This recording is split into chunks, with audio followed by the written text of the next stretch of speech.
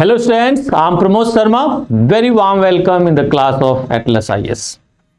बच्चों, जैसा कि आप लोग जानते हैं अभी हमारी मुख्य परीक्षा खत्म हुई है और इस मुख्य परीक्षा के फर्स्ट पेपर में जैसा कि आप लोग जानते हैं कि भूगोल एक महत्वपूर्ण पार्ट होता है और इस बार की मुख्य परीक्षा में नो डाउट यह बात और भी साबित हो गई है कि भूगोल का झंडा हमेशा बुलंद रहेगा और जो भी चीजें होती हैं इस भौगोलिक परिदृश्य पर होती हैं, इसका मतलब इस पृथ्वी पर ही ये सभी घटित होती हैं।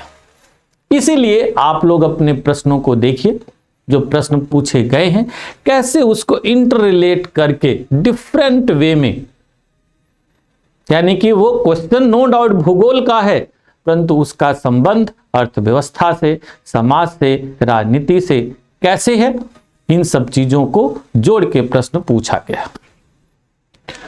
जैसा कि बच्चों मैंने वादा किया था कि आप लोगों के साथ मैं पेपर फर्स्ट में जो भी भूगोल के प्रश्न आए हुए हैं वन बाय वन डिस्कस करूंगा और इसी क्रम में अपना कारवां आगे बढ़ाते हैं। जैसा कि पिछली क्लास में आप लोगों ने देखा कि मैंने क्वेश्चन डिस्कस किया था कि हिमालय और पश्चिमी घाट के क्षेत्र में भूस्खलन के जो कारण है उसमें अंतर के बिंदु क्या क्या हैं, उस पर मैंने चर्चा किया था। उम्मीद करता हूं आप सभी लोग लाभान्वित हुए होंगे और उसी क्रम में अपना कारवां आगे बढ़ा रहा हूं। और हाँ, ये मैं जरूर कहना चाहूंगा कि वीडियो को जरूर लाइक करें, शेयर करें, सब चैनल को सब्सक्राइब करें, क्योंकि आप लोगों का यह प्यार नो डाउट हमें कार्य करने के लिए और उत्साहित करता है। इस क्रम में आज मैं अपना कारवां आगे बढ़ा रहा हूं। जैसा कि आप लोग देखते हैं फर्स्ट पेपर में जो क्वेश्चन नंबर 5 है बच्चों, क्वेश्चन आया हुआ है गोंडवाना के देशों में से एक होने के बावजूद भारत के खनन उद्योग अपने सकल घरेलू उत्पाद यानी जीडीपी में बहुत कम प्रतिशत योगदान देते हैं। विवेचना कीजिए, ध्यान रखिएगा। 150 शब्द का है, 10 मार्क का है। Despite India being one of the countries of the Gondwana land, its mining industries contributes much less to its GDP in percentage. Discuss. This is the question which very relevant for the geography and economic point of view. जबरदस्त बच्चों, इसमें एक जबरदस्त समावेश है, भूगोल का भी समावेश है, इसमें इकोनॉमी का भी समावेश है, उसके साथ साथ yes it also related with polity and governance, policy planning different way में। तो इस क्वेश्चंस को बच्चों हम लोग देखते हैं। नो डाउट जैसा कि मैंने आप लोगों से कहा था कि जब भी प्रश्न लिखने जाएं तो कम से कम 3 to 4 टाइम नहीं तो 2 to 3 टाइम प्रश्न को जरूर पढ़ें। और हिंदी मीडियम के बच्चे हों तो एक बार इंग्लिश मीडियम में जरूर पढ़ें और इंग्लिश मीडियम के बच्चे हों तो जरूर एक बार हिंदी मीडियम में भी पढ़ लें। इससे डायमेंशन समझ में आते, माइंड में हर बार पढ़ने पर प्रोसेसिंग होती है, कुछ चीजें रिकॉल होती हैं। इसमें नो डाउट प्रश्न तो कहा जा रहा है कि भारत इससे पार्ट ऑफ गोंडवाना लैंड। अब बच्चे इसी पर कई बार कंफ्यूज हो जाएंगे, अरे यार तो गोंडवाना लैंड से पूछा हुआ, भारत का क्या चक्कर है। ज्योग्राफी देखो यहीं जुड़ी हुई है, ज्यों उसने जोड़ दिया गोंडवाना। बट जब ये कह रहा है कि भारत के जीडीपी में माइनिंग इंडस्ट्रीज का योगदान बहुत कम है तो ये क्वेश्चन एक तरह से इकोनॉमी का भी हो जाता है। और क्यों कम है, जब इसको रिलेट करोगे तो ये पॉलिटी एंड गवर्नेंस से भी कुछ मामला जुड़ जाएगा। तो 2-3 एंगल से हम लोग जोड़ के इस प्रश्न के आंसर को लेकर आगे बढ़ते हैं। जैसा कि बच्चों आप लोग जानते हैं जब गोंडवाना लैंड की बात कही जाती है, यानी कि पढ़ा होगा आप लोगों ने भूगोल में, पेंजिया कभी टूटा तो उसके 2 पार्ट बने। उत्तरी पार्ट याद करिए क्या कहलाया, अंगारा लैंड, तो दक्षिणी पार्ट कहलाया गोंडवाना लैंड। और यही जब गोंडवाना लैंड टूटा बच्चों तो फिर उसी से बहुत सारे भाग बने और 1 by 1 टूटकर आप देखते हो कई सारे देश बन गए। यानी गोंडवाना लैंड की जब बात होती है तो गोंडवाना लैंड में आप लोग देखेंगे विशेष रूप से अफ्रीका उसके साथ साथ दक्षिणी अमेरिका,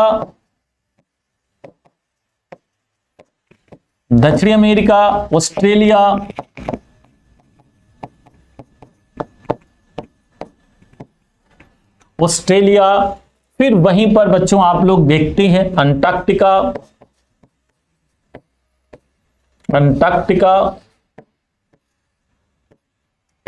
फिर आपका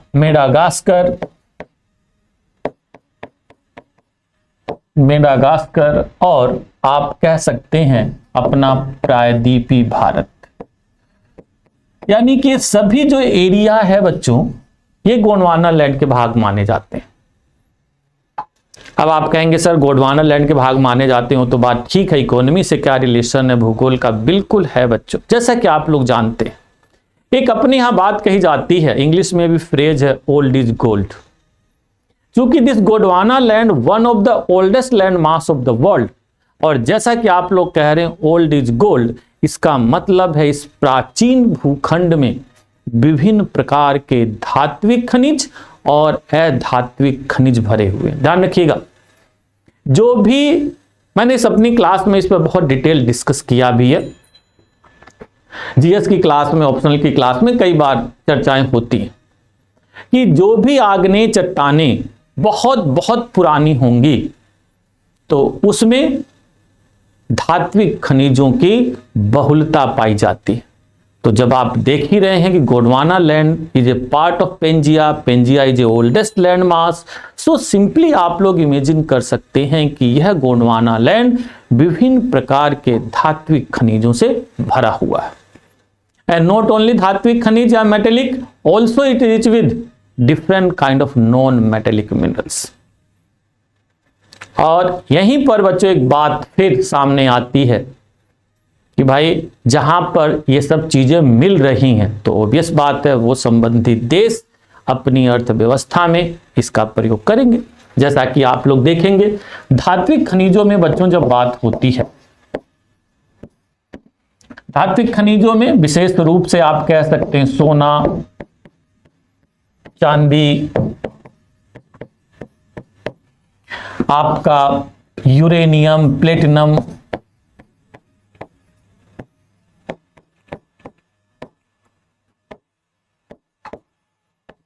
तांबा, सोचिए बहुत सारे, एल्यूमिनियम,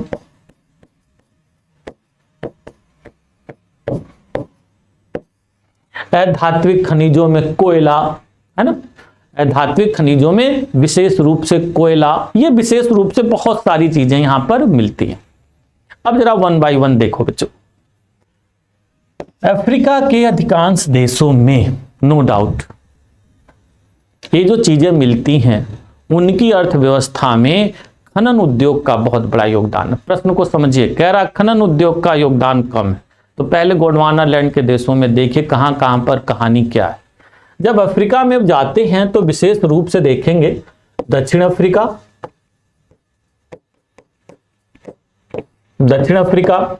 तो दक्षिण अफ्रीका में आप जाएंगे तो वहां पर दिखाई देगा आप लोगों को सोना, यूरेनियम, रेडियम, बड़ी मात्रा में वहां पर खनन होता है। उसी के साथ नॉन मेटेलिक मिनरल्स में दुनिया की सबसे बड़ी खान जो आपके डायमंड की खान, किम्बरले खान सुना होगा, वो भी वहां पर diamond city of the world. तो आप जब पढ़ेंगे दक्षिण अफ्रीका की, तो दक्षिण अफ्रीका की अर्थव्यवस्था में नो डाउट खनन उद्योग का बहुत बड़ा योगदान। चलिए वहां से जब निकलते वहीं बगल में नामीबिया देख लो। यस, नामीबिया में विशेष रूप से यूरेनियम, डायमंड का योगदान है। तो वहीं थोड़ा ऊपर चलेंगे तो आप कोंगो में पहुंचेंगे तो यूरेनियम है, कॉपर है ना। कटंगा जो प्लेटू है, सुना होगा कटंगा प्लेटू, जो बहुत ही फेमस है इन सब चीजों के लिए, विशेष रूप से कॉपर के लिए। उसी की कसाई बेसिन स्पेशली डायमंड के लिए फेमस है। वहीं पर अनेक क्षेत्रों में यूरेनियम का भी प्रोडक्शन होता है। शायद आप लोगों को पता ही होगा कि दुनिया में जो पहला बॉम्ब गिराया गया था ना बच्चों, वो कोंगो से ही गया था, कोंगो की माइन से ही गया हुआ था वह यूरेनियम उधर अमेरिका की ओर, तब उसका प्रयोग हुआ था।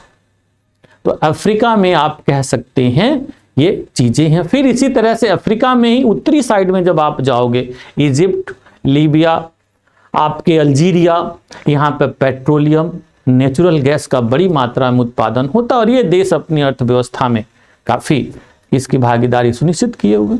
फिर ऑस्ट्रेलिया में जाओगे, ऑस्ट्रेलिया की अर्थव्यवस्था में बहुत ज्यादा योगदान माइनिंग इंडस्ट्री का। दुनिया की कुछ सबसे बड़ी बड़ी खान जो आपको मिलेंगी ऑस्ट्रेलिया में मिलेंगी, जैसे पिलबारा खान लोहे की सबसे बड़ी खान, फिर वहीं पर देखते हो कालगूली कुलगाड़ी सोने की खान। वहीं पर ऑस्ट्रेलिया के उत्तरी भाग में आप जाओगे, वीपा जो दुनिया की सबसे बड़ी एल्यूमिनियम की खान है बॉक्साइट की, वहीं पर मिलती। यानी कि ऑस्ट्रेलिया में भी इसका बड़ा योगदान है, no doubt. And if you move in the region of South America in Chile, तो Chile is a country of copper, दुनिया की सबसे बड़ी तांबे की खान जो है चिक्वी कमाटा वहीं पर है। ब्राजील में भी देखोगे, ब्राजील की अर्थव्यवस्था में भी सबसे बड़ा योगदान आयरन ओर इंडस्ट्री या अन्य दूसरे मैग्नीज वगैरह इन सभी इंडस्ट्रीज का योगदान है विशेष रूप से। क्यों? माइनिंग बहुत ज्यादा होती है वहां पर, माइनिंग करके एक्सपोर्ट करते हैं और हाल के समय में अब इस आयरन स्टील भी बनाने लगे।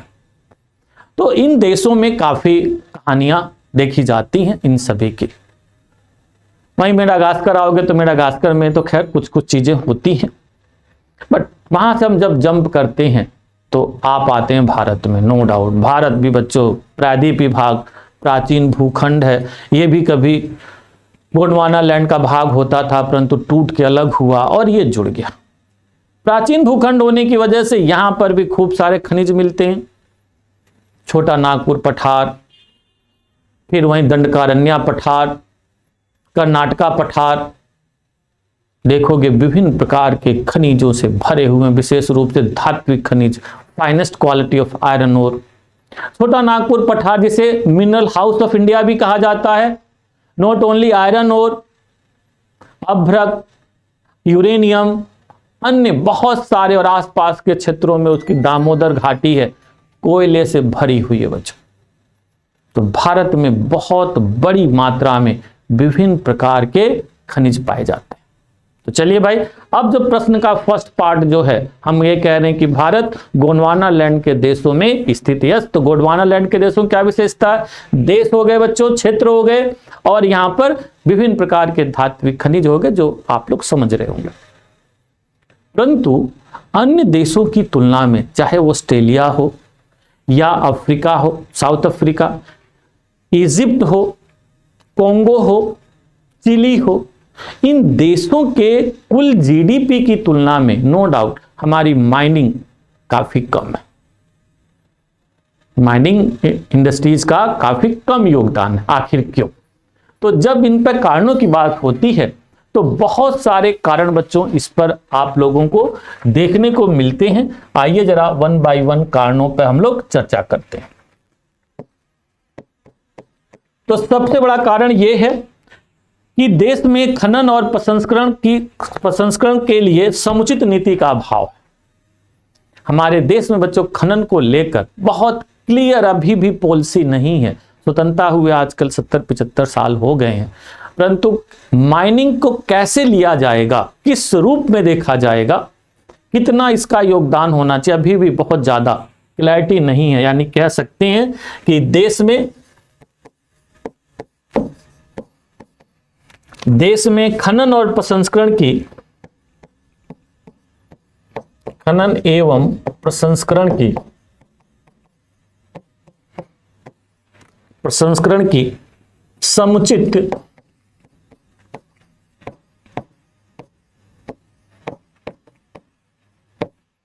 समुचित नीति का अभाव है, ये बात। और खासकर जो है बच्चों, ऐसा नहीं है कि बिल्कुल नहीं है, जो है वो चुनिंदा पे। जैसे भाई ज्यादातर हमारी जो पॉलिसीज कुछ बनी हुई कि माइनिंग इंडस्ट्री में आयरन ओर की कैसे माइनिंग होगी, कोयले की कैसे माइनिंग होगी, जो कुछ मेजर है मैग्नीज की कैसे माइनिंग होगी, इन्हीं पर पॉलिसीज बनी हुई हैं।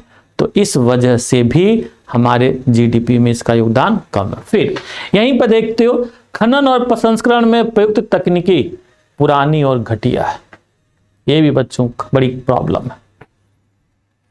आज भी जो हमारे यहाँ तकनीक प्रयोग की जाती है, बहुत ही पुराने किस्म की है। जैसे कोयला उद्योग में आज भी लेबर कई जगह बेलचा और ये और वो जो मारते हैं, खोदते हैं, उससे खनन करते हैं, जिसका परिणाम होता है कि कोयला टूट फूट के बिखर जाता है। राख ज़्यादा टूट फूटने से उसकी क्वालिटी इंफीरियर हो जाती है। तो आज भी लेबर बहुत ज़्यादा ट्रेंड नहीं है, ये भी कारण देखा जाता है। मशीनरी बहुत ज़्यादा उपयोग नहीं हो पाती है, जिससे कॉस्ट प्राइस ज़्यादा हो जाती है। ध्यान रखना बच्चों, ये भी एक इशू है। अच्छे खनिकों और प्रशिक्षित श्रमिकों की भारी कमी, जैसा मैंने कहा। माइनिंग इंडस्ट्री में जाता कौन है बच्चों? कौन जाता? बहुत गरीब गुरबे जाते हैं, वो भी अस्थायी रूप से। तो रिजल्ट क्या है भाई? ट्रेनिंग का अभाव है। जो मिल गया, चल बे तुझे खुदाई करनी है, चल चल चल आगे बढ़, खोदते हैं चल। तो जैसा जब हुआ चल दिए। तो ये भी एक प्रॉब्लम है। फिर देश में खनिजों का स्थानिक वितरण एक समान नहीं है बच्चों, ये सबसे बड़ी खास बात। देश में जब अपने यहाँ आप एक इंडिया का मैप बनाओगे, इसको मैप बनाकर जरूर दिखलाओ कि इंडिया का जब मैप बनेगा तो उस मैप में तुम लोग देखोगे कुछ क्षेत्र विशेष में ही अधिकांश खनिजों की उपस्थिति पाई जाती है। और वो कहां से शुरू होती है?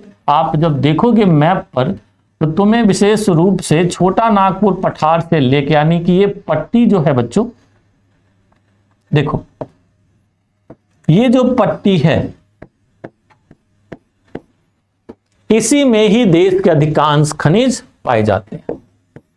इसका मतलब है पूरा हिमालयी क्षेत्र, पूरा गंजेटिक प्लेन, ठीक है, दक्कन के पठार का काफी बड़ा भाग, आपके ये थार का मरुस्थल, बुंदेलखंड का रीजन, कई ऐसे रीजन हैं जहां पर खनिज उतनी बड़ी मात्रा में या विशेष उपयोगी खनिज नहीं पाए जाते। अब आप कहेंगे सर इससे क्या फायदा या नुकसान? इसका बच्चों ये बड़ा नुकसान होता है कि उनका समुचित वितरण न हो पाने की वजह से समुचित विकास नहीं हो पाता और इससे कॉस्ट प्राइस बढ़ती है। जैसे जरा सोचो, लौह इस्पात उद्योग, लोह ज्यादातर इन्हीं भागों में पाया जाता है। तो यहीं पर छोटा नागपुर पठार के क्षेत्र में ही आप देखोगे देश के अधिकांश बड़े बड़े लौह इस्पात उद्योग स्थापित है, चाहे बोकारो हो, जमशेदपुर हो, दुर्गापुर हो। इसी तरह से जब इधर जाते हैं छत्तीसगढ़ में तो आपको भिलाई मिलता है, या फिर कर्नाटक साइड में जाते हैं तो विश्वेश्वरैया स्टील प्लांट है, विजयनगर स्टील प्लांट, ये सभी प्लांट है। अब सोचो इससे क्या होगा? ट्रांसपोर्टेशन कॉस्ट बढ़ गई ना। दूसरे भागों में जब जाएगा माल, दूर तक जाएगा, ट्रांसपोर्टेशन कॉस्ट बढ़ जाती। सोचो यहां भी मिलता, यहां भी मिलता, यहां भी मिलता, यानी जगह जगह कच्चे माल मिल रहे हैं, आहा बल्ले बल्ले, है ना। तो आप एक पॉइंट ये भी मेंशन कर सकते हैं कि देश में खनिजों का स्थानिक वितरण एक समान नहीं है। फिर बच्चों एक खास बात, देश में खनिज संसाधनों का विधिवत अन्वेषण और सूचीकरण नहीं किया गया। ध्यान रखिएगा, यह बड़ी खास बात है। देश में खनिज संसाधनों का विधिवत अन्वेषण और उसमें सूचीकरण नहीं किया गया। एक बड़ी खास बात मैं बताऊं आप लोगों को, भारत की चट्टानें, ये मैं बात क्लास में विशेष रूप से डिस्कस करता हूं। इंडिया कैसे इतना रिच कंट्री है कि भारत की चट्टानों में दुनिया में जो अब तक 120 तत्व ढूंढे जा चुके हैं बच्चों, उन 120 तत्वों में भारत में लगभग 100 तत्वों की उपस्थिति पाई जाती है भारत की चट्टानों में। या दुनिया में यदि 2000 किस्म के खनिज पाए जाते हैं तो उनमें से अधिकांश खनिज भारत में मिलते हैं। This is a beauty. Despite आज भी हमारे पास कुछ एक लिस्ट बनी हुई है, क्या भाई? तो वही लोहा की, कोयला की, तो मैग्नीज की, मैग्नीशियम की, तांबा की, अन्य दूसरे जो बहुत सारे खनिज हो सकते हैं, आज भी कुछ नहीं काम हुआ। कहां पे मिल? जैसे अभी चीन में सोचो, चीन लिथियम खोज के दुनिया में अपना मोबाइल देख रहे हो बेच रहा है, सस्ता हंगामा हुआ पड़ा है। हमारे यहाँ से पता नहीं कितनी धातुएं कहाँ छुपी हो सकती हैं, बट नो, हम लोग तो इसी खजाने के उसी में खोए रहते हैं कई बार, कि मिला खजाना वहां पर, सुना होगा कई बार न्यूज में आज से 2 साल पहले कि उस जगह पर इतना टन सोना, है ना। तो आप कह सकते हैं कि अन्वेषण का अभाव है और सूचीकरण की समस्या है। अभी तक सूचीकरण नहीं हुआ, सोचिए। और ये भी जो हुआ है स्वतंत्रता के बाद, सोचिए 1963 में हुआ और फिर 88 में के आसपास हुआ, कुछ एक सूचीकरण हुए, बाकी आज भी काफी कमी है। नेक्स्ट, खनन के अलावा खनिज उद्योग पूंजी की कमी, बुनियादी सुविधाओं के अभाव, विपणन, विदेशी प्रतिस्पर्धा, सरकारी संरक्षण की कमी आदि समस्याओं से भी ग्रसित है। फिर औपनिवेशिक काल से ही बच्चों ये भी एक बड़ी समस्या है। आप ब्रिटिश काल से ही देखोगे एक ऐसा कुछ इकोनॉमी का सिस्टम डेवलप कर दिया गया कि हम लोग अधिक से अधिक एक्सपोर्ट पर, जैसे जरा सोचो, लोह अयस्क जो हमारे यहां पैदा होता है बड़ी मात्रा में चीन, जापान, ईरान या अन्य दूसरों देशों को निर्यात कर दिया जाता है बहुत सस्ते दामों पर। सोचो बच्चों, तो भाई कहां से आपकी इकोनॉमी में इसका कंट्रीब्यूशन उतना ज्यादा हो पाएगा। वहीं पर जरा सोचिए, उसको प्रोसेस कर दिया जाए, वैल्यू एडेड प्रोडक्ट बनाया जाए, तो कितना मल्टीप्लिकेशन होगा जीडीपी में। तो यहां पर आप कह सकते हैं औपनिवेशिक काल से ही कच्चे खनिजों का विदेशों को निर्यात ही खनन उद्योग का उद्देश्य रहा है। इससे न केवल खनिजों का विदेशी बाजार में कम मूल्य मिलता है, बल्कि प्रसंस्करण से उत्पन्न उपजातों और रोजगार आदि के लाभ नहीं मिल पाते। जरा सोचो बच्चों, जितना हम लोह अयस्क निर्यात कर देते हैं, यदि उसी का लोहा भी देश में हम बनाने लगे तो कितना लोगों को रोजगार मिलेगा। इमेजिन। फिर खनिजों के संरक्षण अपव्यय को कम करने पर बहुत कम ध्यान दिया जाता, जैसे बड़ी मात्रा में प्राकृतिक गैस व्यर्थ में जला दी जाती। पता आप लोग को हमारी तकनीक अनेक क्षेत्रों में इतनी पुरानी है कि आज भी बहुत सारे वेस्टेज में फेंक दिए जाते हैं। सोचो, अब जाकर धीरे धीरे 2000 के बाद कुछ अब प्रयोग होने लगा, ठीक है। जैसे कोयला उद्योग में, लौह इस्पात उद्योग में कोयला जला और उससे राख निकली, तो हमारे पास तकनीक नहीं थी कि राख को कैसे यूटिलाइज करें। अब धीरे धीरे उधर काम चल रहा है कि भाई सीमेंट बनाया जाए, उससे ईंटें बनाई जाए। जैसे मुझे बड़ा अच्छा लगा, मैं भिलाई स्टील प्लांट में घूमने गया था, तो वहां पे देखा जेपी सीमेंट वालों का एक बड़ा सीमेंट का प्लांट भी लगा हुआ। तो मेरे वहाँ मैनेजर से बातें हो रही थी, तो उन्होंने कहा कि सर ये जो राख निकलती है ना, बहुत बड़ा ढेर लगा हुआ था, ये इधर की ओर चली जाती। अनेक क्षेत्रों में देखा जा रहा है ईंटें बन रही हैं, तो इस तरह से कुछ उपयोग हो रहे हैं, तो वो एक्सपोर्ट हो जाता है, तो भाई लाभ कहाँ मिलेगा।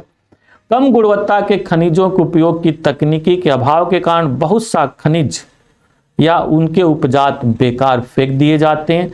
खनिजों का अवैज्ञानिक दोहन एक प्रकार की लुटेरी अर्थव्यवस्था का प्रतीक है, जिसका पर्यावरण पर नुकसान पड़ता है। बच्चों, ये बहुत बड़ी बात है।